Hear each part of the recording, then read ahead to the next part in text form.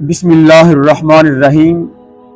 امام عبد الرزاق رحمۃ اللہ تعالی علیہ جو امام بخاری اور امام مسلم کے استادوں کے بھی استاد ہیں، یعنی ان کے دادا استاد ہیں، وہ حدیث پاک لائے اپنی مصنف میں حدیث نمبر 20397، وہذا حدیث صحیح عن ابن المسیب، حضرت ابن مسیب سے روایت قال کہتے ہیں قال رسول اللہ صلی اللہ علیہ وسلم، اللہ کے رسول صلی اللہ علیہ وسلم نے ارشاد فرمایا، ما مال رجل من المسلمین، کسی بھی مسلمان کا مال ایسا نہیں، انفع لی من مال ابی بکر، جس نے ابو بکر کے مال سے مجھے زیادہ فائدہ دیا ہو۔ کسی مسلمان کا مال بھی ایسا نہیں جو ابو بکر کے لیے، وہ جو مال ہے ابو بکر کا، اس سے زیادہ فائدہ مند کسی کا مال میرے لیے نہیں۔ قالا، وہ کہتے ہیں وکان رسول اللہ صلی اللہ علیہ وسلم، اللہ کے رسول صلی اللہ علیہ وسلم یقدی فی مال ابی بکر، ابو بکر کے مال کو حضور ایسے استعمال کرتے کما یقدی فی مال نفسہ، جیسے حضور اپنا مال استعمال کرتے، یعنی نبی پاک صلی اللہ علیہ وآلہ وسلم ابو بکر کے مال میں اور اپنے مال میں فرق ہی کوئی نہیں سمجھتے تھے،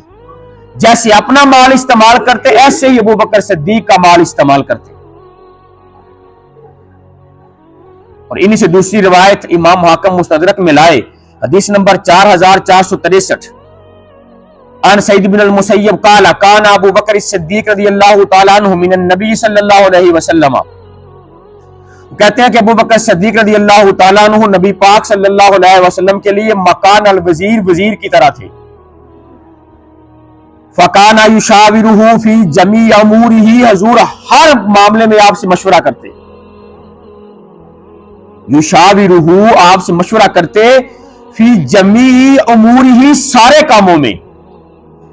وَقَانَ ثَانِهِ فِي الْإِسْلَامِ، آپ اسلام میں دوسرے، وَقَانَ ثَانِهِ فِي الْغَارِ، غار میں بھی دوسرے، وَقَانَ ثَانِهِ فِي الْعَرِيشِ یوم بدر، بدر کے دن حضور کے ساتھ کھڑے ہونے والے بھی آپ دوسرے، وَقَانَ ثَانِهِ فِي الْقَبْرِ، اور قبر میں بھی حضور کے ساتھ جانے والے آپ دوسرے، پہلے حضور ہے تو دوسرے یہ ہے، اسلام میں بھی پہلے حضور ہے تو دوسرے آپ ہیں، غار میں بھی حضور پہلے تو دوسرے آپ ہیں، اور بدر کے میدان میں بھی پہلے حضور ہے تو دوسرے آپ ہیں، قبر میں گنبد خضرا میں بھی حضور پہلے ہے تو دوسرے آپ ہیں،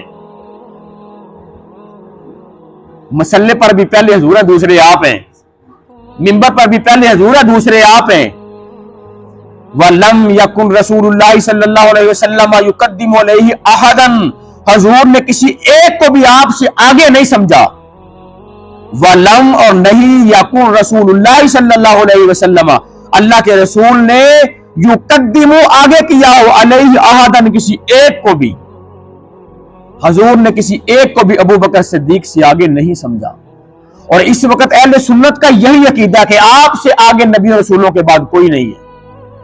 اس پر اختلاف صرف اہل تشیع نے کیا، باقی ساری امت کا موقف یہی ہے، علم کے اعتبار سے، مال کے اعتبار سے، جان کے اعتبار سے،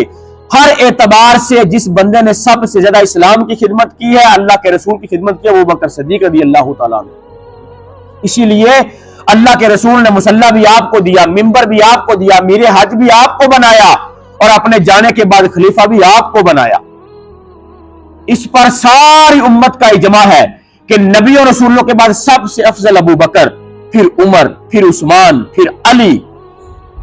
اس میں کسی کا کوئی اختلاف نہیں ہے۔ یا تو اس میں اختلاف ان لوگوں نے کیا جن کا کلمہ ہی پوری امت سے الگ ہے، جن کی اذان پوری امت سے الگ ہے، جن کی نماز پوری امت سے الگ ہے، جنہوں نے قرآن کے بارے میں بھی شک کی باتیں کی، انہوں نے ہی ابو بکر صدیق کو پیچھے کرنے کی کوشش کی، یا انہوں نے کی جو علم کے حوالے سے یتیم تھے بیچارے، 2 نمبر پیر، 2 نمبر شاہ، انہوں نے اختلاف کیا، وگرنہ پہلے صحابی سے لے کے آخری امتی تک سب کا یہی موقف ہے کہ نبیوں کے بعد سب سے زیادہ بلند شان والے ہر اعتبار سے، تقوی کے اعتبار سے،